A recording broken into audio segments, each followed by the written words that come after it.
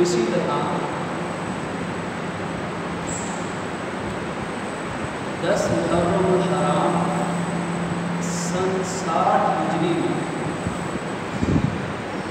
10 محرم الحرام سن 60 ہجری میں غروب آفتاب نے انسانی تاریخ کا جو المناک اور دردناک شہادتوں بھرا اور نبوت و رسالت کے خاندانوں کو چشم چراغ اور خانہ کے 72 جانبازوں کی بے مثال قربانیوں کا، محبت و عشق کی وفاؤں کا اور حق و صداقت کی صداؤں کا وہ بے مثل اور بے انتہا درد و انگور سے دردناک لمحات مناظر سے جو بھرپور دن دیکھا، اس سے متعلق کی چند معلومات آج کی گفتگو کا حصہ ہے۔ اللہ رب العالمین اپنی خاص رحمت فرمائے، حق اور سچ کو بیان کرنے کی توفیق بھی دے، سمجھنے کی توفیق بھی دے، اپنانے کی توفیق بھی دے، پھیلانے کی توفیق بھی دے۔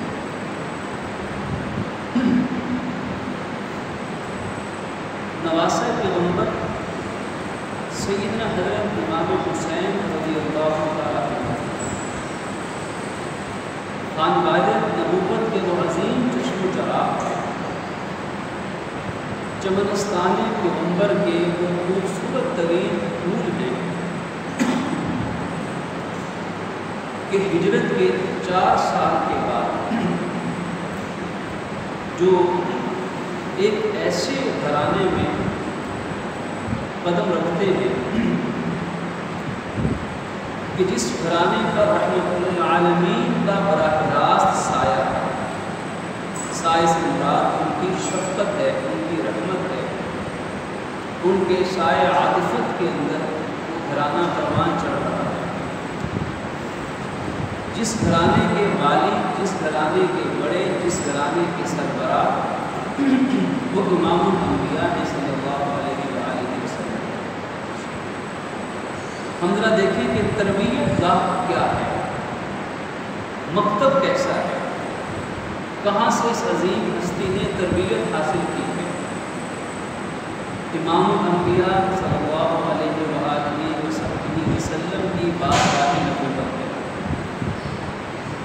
اور دوسری جانب آپ کے ہی زیر سایہ پروان چڑھنے والی عظیم ہستی، اسلام کے عظیم خلیفہ راشد، خلیفہ چہارم سیدنا حضرت علی المرتضیٰ رضی اللہ عنہ کرم اللہ وجہہ آپ کا گھرانہ ہے. اور ہر مسلمان جب بھی آپ کا نام نامی اس میں گرامی آتا ہے تو کرم اللہ وجہہ، وجہ چہرے کو کہتے ہیں. کرم اللہ، اللہ آپ کے چہرے مبارک پر اور کرم فرمائے، آپ کے چہرہ انور پر اور اپنی رحمتیں اتارے اور بزرگی و شرافت سے نوازے. یہ دعا مسلمان دیتا ہے کیونکہ امت میں ایسے بدنصیب گروہ بھی پیدا ہوتے رہے ہیں جو معاذ اللہ آپ کے اسم گرامی کے ساتھ نازیبہ الفاظ لگاتے رہے ہیں. ان نازیبہ الفاظ اور نازیبہ جملوں کے مقابلے میں امت نے اس وقت سے کرم اللہ وجہہ کا خطاب ادباً آپ کے نام کے ساتھ لگایا ہے. رضی اللہ تعالیٰ عنہ کا خطاب کو خالق نے خود دیا ہے قرآن پاک کی صحیحوں کا. ایک عظیم والد محترم کا سایہ ملا جنہوں نے نبوت سے تربیت پائی اور والدہ محترمہ سیدہ فاطمہ الزہرا جگر گوشہ رسول سیدہ فاطمہ بطول رضی اللہ تعالیٰ عنہا جیسی بے مثل اور عظیم والدہ محترمہ، نبوت کا سایہ، نبوت کی رحمت، اور پھر عظیم ماں باپ اور والدہ محترمہ جنت کی عورتوں کی سردار. وہ کیسی عظیم والدہ محترمہ تھی، کیسی عظیم ماں تھی کہ فرماتی ہیں کہ جب سے حسین میری گود میں آیا ہے کبھی میں نے حسین کو بغیر وضو کے دودھ نہیں پلایا، اور اپنی اولاد کو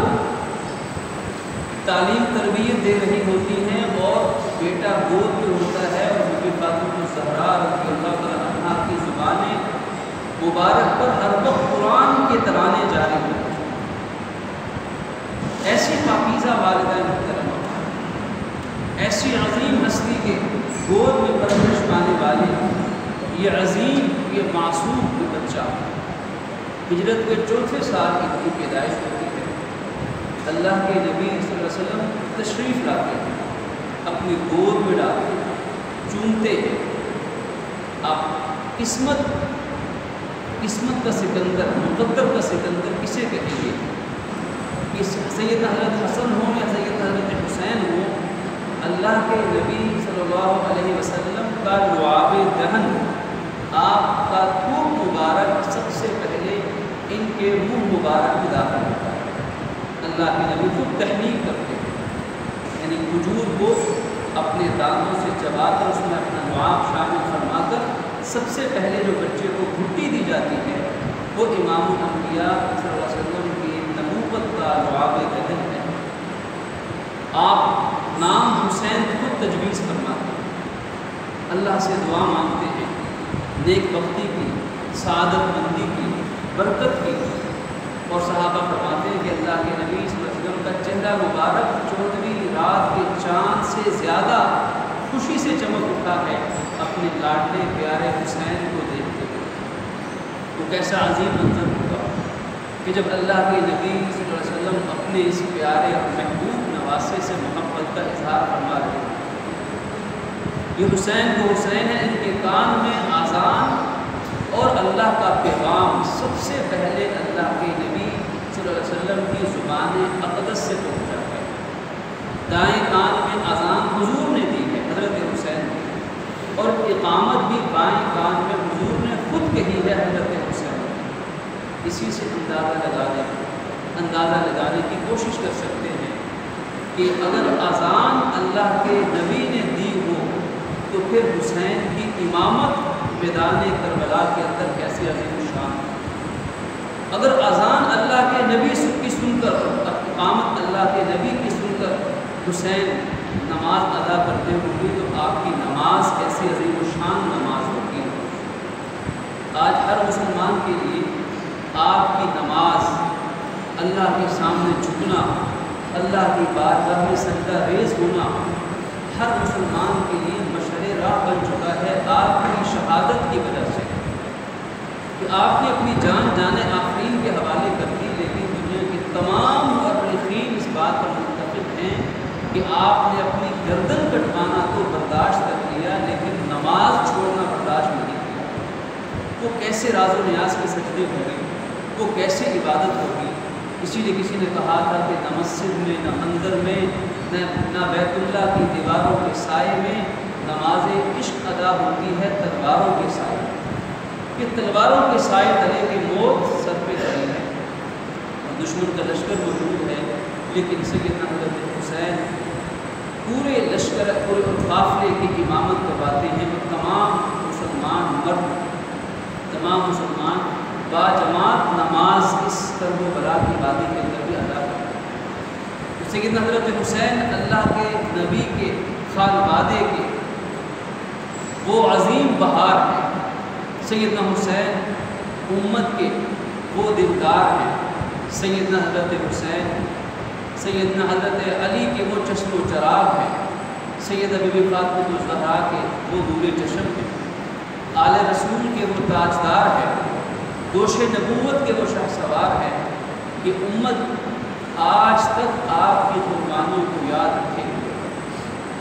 انسانی تاریخ اٹھا کر دیکھ لیجیے، پوری انسانی تاریخ، یہ کوئی 1400 سال کی نہیں بلکہ پوری انسانی تاریخ اٹھا کر دیکھ لیجیے۔ انسانی تاریخ میں ایسا کوئی دوسرا سانحہ اور ایسا کوئی دوسرا حادثہ اور ایسا کوئی دوسرا واقعہ اور قربانیوں کی ایسی مثال انسانی تاریخ میں نہیں مل سکتی جس پر انسانیت کے اتنے آنسو بہے ہوں، جس کی یاد میں اور جس کو خراج تحسین پیش کرتے ہوئے انسانیت کے اتنے کلیجے منہ کو آئے ہوں اور انسانیت کے اتنے آنسو بہے ہوں۔ انسانی تاریخ میں قربانیاں بڑی بڑی ہوئی ہیں، انبیاء کرام علیہ السلام کی قربانیاں ہوئی ہیں، بلا شبہ انبیاء کرام علیہ السلام کا مقام انسانوں میں، مخلوقات میں سب سے بڑھ کر ہے، بڑی بڑی قربانیاں ہوئی ہیں، لیکن کرب و بلا کی وادی کی یہ قربانیاں جو سن 60 ہجری میں حق و صداقت کے لیے، امانت و دیانت کے لیے، حق کے غلبے کے لیے، سچائی کو بالا کرنے کے لیے، باطل کو مٹانے کے لیے اور جھوٹ و مکر و فریب کے جالوں کو توڑنے کے لیے یہ جو بے مثل جانبازیاں اور قربانیاں اور جوانمردیاں پیش کی گئی ہیں، انسانی تاریخ میں اس کی مثال نہیں ہوئی، یہ پورے خاندان کو ساتھ دے گئے ہیں۔ اور یہ حضرت حسین وہ حسین ہے کہ جب بچے ہیں تو اللہ کے نبی صلی اللہ علیہ وسلم انہیں اٹھاتے ہیں، چومتے ہیں اور ان کی خوشبو سونگتے ہیں۔ بچوں کو اٹھا کر چومنا تو بڑوں کا شعار ہوتا ہے، خاندان کے بڑے ماں باپ اپنی اولاد کو چومتے تو ہیں لیکن سونگتا کوئی ہوگا۔ امام الانبیاء صلی اللہ علیہ وسلم حضرت حسن حسین کو اٹھا کر چومتے بھی ہیں اور اپنے دل سے لگا کر ان کی خوشبو بھی سونگتے ہیں، اور شاید اس لیے سونگتے ہوں گے کہ ان شہزادوں سے جنت کی خوشبو آتی ہوگی، اور اللہ سے دعا مانگتے کہ اللہ میں حسن حسین سے محبت کرتا ہوں، تو بھی ان سے محبت کرنے لگتا، اور جو ان سے محبت کرے تو اس سے بھی محبت کرنے لگتا۔ یہی وجہ ہے یہی وجہ ہے کہ صحابہ کرام رضوان اللہ تعالیٰ علیہم اجمعین ہوں یا ازواج مطہرات امت کی روحانی مائیں ہوں رضی اللہ تعالیٰ عنہن اجمعین، یا ان کے بعد تابعین تبع تابعین محدثین علماء مجاہدین امت کے بڑے اکابر اور امت کے بڑے اسلاف، ان سے لے کر آج تک امت مسلمہ الحمدللہ تمام آل رسول سے بالخصوص سیدنا حضرت حسن، سیدنا حضرت حسین اور ان کے علاوہ جتنے اللہ کے نبی صلی اللہ علیہ وسلم کے نواسے ہیں، جتنی نواسیاں ہیں، جتنا آپ کا یہ مبارک خاندان ہے، الحمدللہ پوری امت مسلمہ حق پرست وہ سب ان سے محبت اپنی دل و جان سے زیادہ کرتے چلے آئے ہیں، اور یہ ہمارے ایمان کا حصہ ہے۔ اور مسلمان کو اس محبت کے لیے کسی سے کوئی سند یا سرٹیفکیٹ مانگنے کی ضرورت نہیں ہے، یہ محبت اللہ کے حکم پر ہے۔ یہ اہل بیت آل اطہار پاک سے محبت اور عقیدت اللہ کے نبی صلی اللہ علیہ وسلم کے حکم کی وجہ سے، آپ کی محبت محبت رسول کا تقاضا محبت اہل بیت ہے، اور عقیدت رسول کا تقاضا عقیدت آل رسول ہے۔ اس کے بغیر نہ ہمارا ایمان مکمل ہو سکتا ہے، اس کے بغیر اگر خدا نخواستہ اس محبت و عقیدت میں کہیں کوئی کمی آ گئی تو نہ ہمارا دین مکمل ہو سکتا ہے، اور اس گہری دلی وابستگی اور گہری تعلق کے اندر اگر کہیں خدا نخواستہ کوئی رکھنا پڑ گیا تو نہ اللہ کے نبی صلی اللہ علیہ وسلم سے ہماری محبت کا کوئی تقاضا پورا ہو سکتا ہے۔ اسی لیے صحابہ کرام، سیدنا ابو بکر صدیق، سیدنا عمر فاروق، سیدنا عثمان غنی، تمام صحابہ اہل بیت سے دل و جان سے محبت کرتے تھے۔ یہ ایک مستقل عنوان ہے کہ صحابہ کی اہل بیت اور آل رسول سے محبت اور تعلق کیسا تھا۔ اگر اس موضوع پہ ہم بات کریں تو شاید 20 جمعے لگ جائیں کہ ان کا آپس میں محبت اور پیار کیسا تھا، اور یہ کیوں نہ ہو، اس لیے کہ صحابہ کرام ہی وہ راوی ہیں، صحابہ کرام ہی وہ چشمدید گواہ ہیں، صحابہ کرام ہی وہ سب سے پہلے وہ حضرات ہیں جنہوں نے اللہ کے نبی صلی اللہ علیہ وسلم کی محبت ان عظیم ہستیوں کے ساتھ اپنی آنکھوں سے دیکھی۔ ہم تو سن رہے ہیں،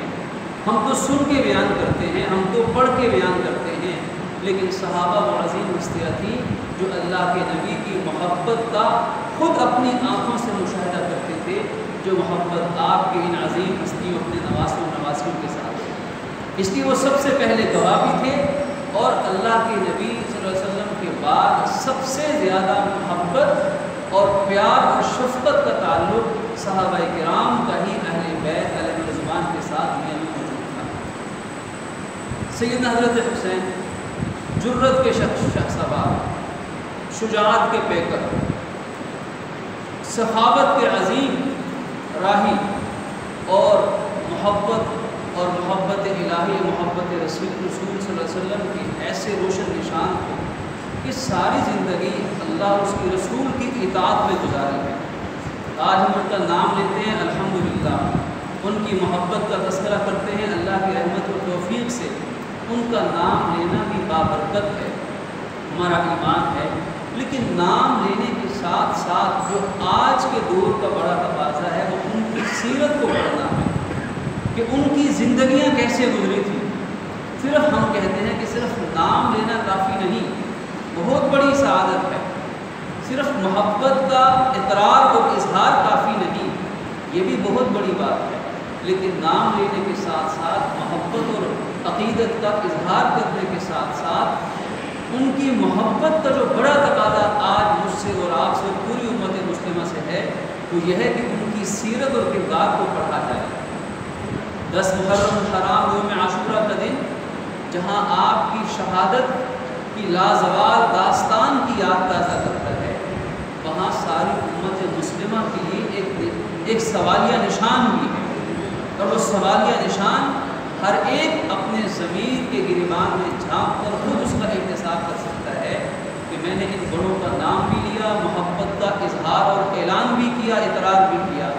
لیکن میری زندگی میں ان بڑوں کی سیرت کی کتنی جھلک موجود ہے۔ ان کی نماز تو تلواروں کے سائے کے نیچے بھی نہیں رکتی تھی، تو میری نماز تو دنیا کے چھوٹے چھوٹے کاموں کی وجہ سے قضا ہو جاتی ہے، وہ تو غربت کے باوجود اور فاقوں کے باوجود کبھی بھی معاذ اللہ خدا نخواستہ ناجائز ذرائع سے رزق کمانے کا تصور بھی نہیں لا سکتے تھے، اور میرے بدن میں اور میرے بینک بیلنس اور اکاؤنٹ میں نامعلوم کتنے حرام ذرائع سے آمدنی پڑی ہوئی ہے۔ ان کے نام لینے کے ساتھ ساتھ اگر زندگی بھر انہوں نے رزق حلال پہ گزارا کیا، حلال تھوڑا ملا، اور تھوڑے ملنے کی بھی پیچھے نامعلوم کتنی حکمتیں تھیں، کتنی پیچھے مصلحتیں تھیں خالق دو جہاں کی۔ اللہ کے نبی صلی اللہ علیہ وسلم یہی دعا مانگتے تھے کہ یا اللہم اجعل آل محمد قوتا، اے اللہ میری آل کا رزق تو اتنا ہی کافی ہے کہ جس سے ان کی زندگی برقرار رہے۔ اللہ کے نبی چاہتے تو اپنی اولاد کے لیے، اپنی اولاد کی اولاد کے لیے دعا مانگتے تھے کہ اللہ ساری کائنات کے خزانے ان کے قدموں میں ڈھیر کر دیتا، دنیا کی ہر خوشی ان کا قدم چوم کے ان کے سامنے بچھ جاتی، لیکن اللہ کے نبی اپنی اولاد اور آل کے لیے دعا کیا مانگتے؟ دعا یہ مانگتے کہ یا اللہ میری آل کو بس اتنا رزق دے دے جن سے ان کی دنیا کی زندگی گزر جائے۔ اسے ہم اردو میں کہتے ہیں قوت لا یموت، اتنا کھانا اور اتنا رزق کہ انسان بس زندہ رہے، زندگی کے لائق گزارے لائق رزق اللہ نے ان کے لیے مانگا ہے، اور انہوں نے ہنستے مسکراتے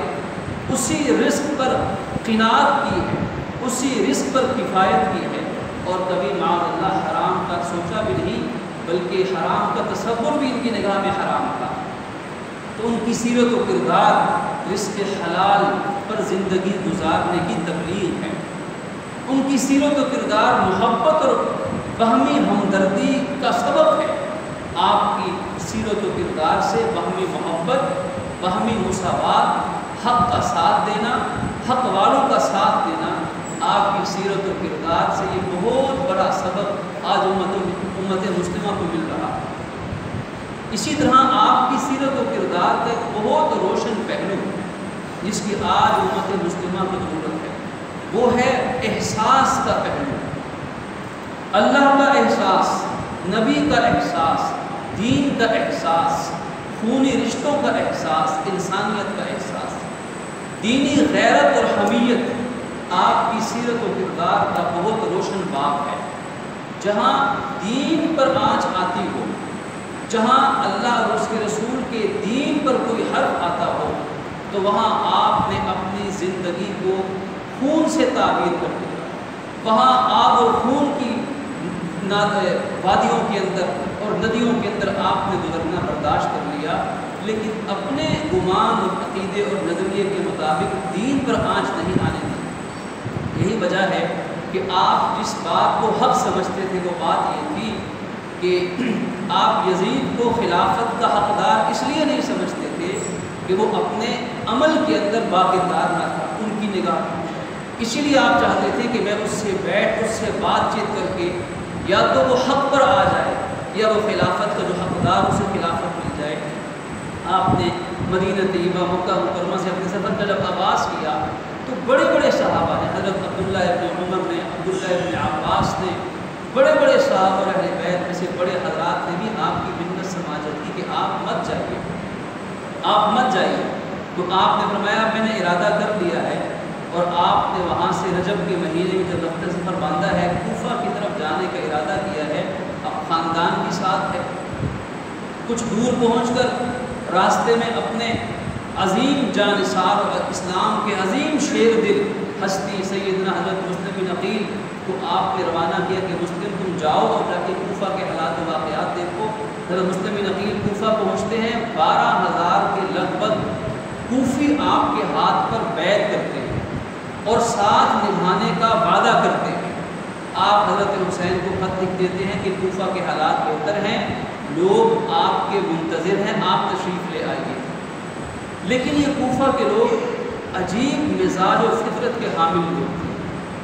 دھوکے بازی، سرشت،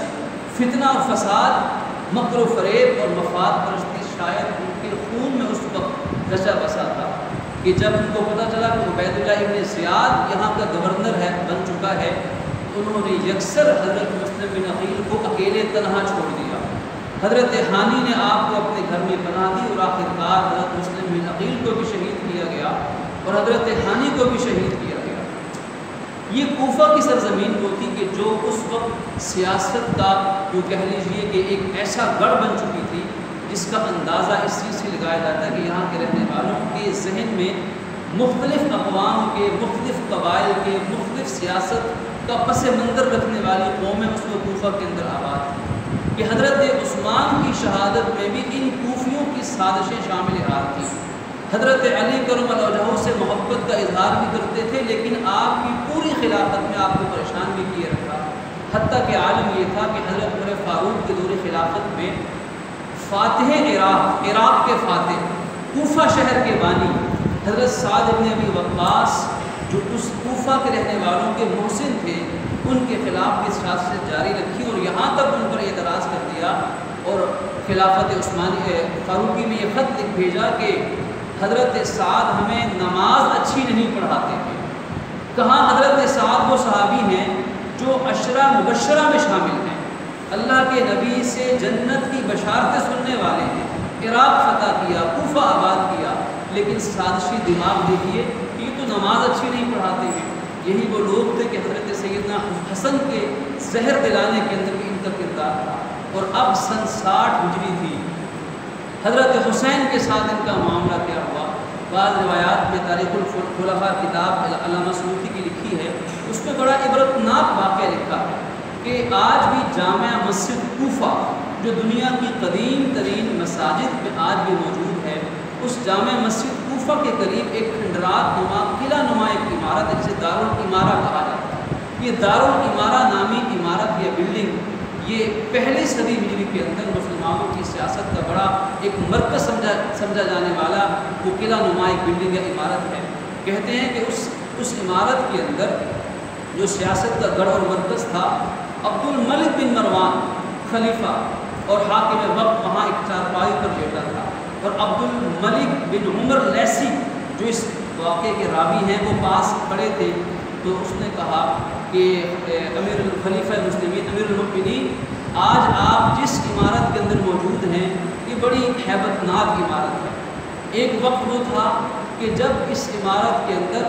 سب سے پہلے میں نے یہ دیکھا کہ سیدنا حضرت حسین کا سر یہاں پر لایا گیا معاذ اللہ، اور عبید اللہ ابن زیاد کے سامنے ان کا سر رکھا گیا شہادت کے بعد، اور پھر عبید اللہ ابن زیاد کا سر لایا گیا اور مختار ابن عبید ثقفی کے سامنے رکھا گیا۔ پھر وقت کیسا پلٹا کہ مختار ثقفی کو قتل کیا گیا اور ان کا سر لا کر مصعب ابن عمیر کے سامنے رکھا گیا، اور پھر وہ وقت آیا کہ مصعب ابن عمیر کا سر کاٹا گیا اور عبد الملک بن مروان آپ کے سامنے لا کے رکھا گیا۔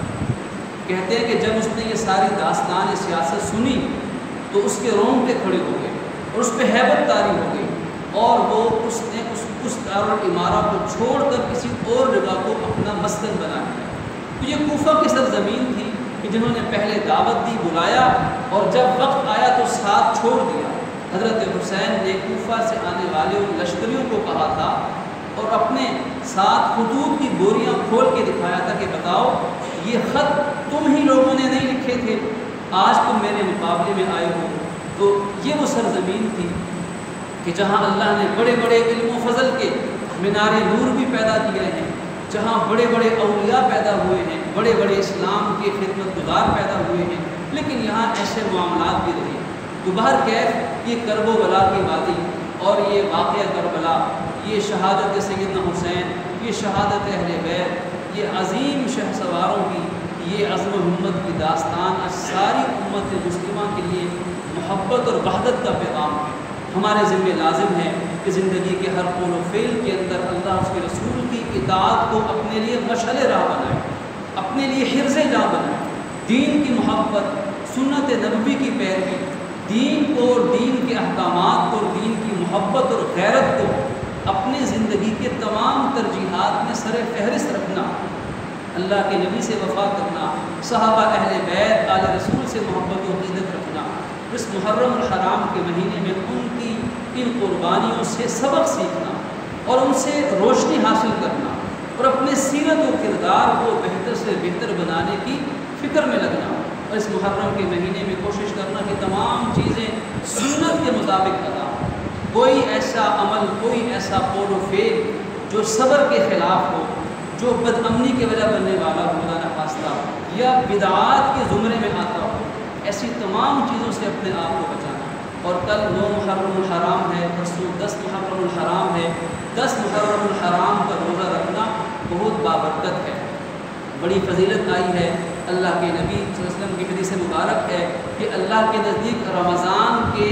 روزوں کے بعد سب سے افضل روزے محرم کے روزے۔ اور ایک اور مقام پہ فرمایا کہ جو شخص محرم کا ایک روزہ رکھتا ہے اللہ اس کو 30 دنوں کے روزوں کا ثواب عطا فرماتا ہے۔ اور ایک اور مقام پہ فرمایا کہ جو محرم کا ایک روزہ رکھتا ہے اللہ اس کے 1 سال کے گناہوں کو معاف فرما دیتا ہے۔ اب مدینہ طیبہ ہجرت فرما کے تشریف لائے تو پتہ چلا کہ یہود 10 محرم کو روزہ رکھتے ہیں۔ حضرت موسیٰ کو فرعون کے ظلم سے نجات ملنے کے شکرانے میں فرمایا کہ ہم موسیٰ علیہ السلام کے یہودیوں سے زیادہ ماننے والے ہیں، لہذا ہم 10 محرم کو روزہ رکھیں گے، لیکن مشابہت سے بچنے کے لیے فرمایا کہ جو 10 محرم کا روزہ رکھے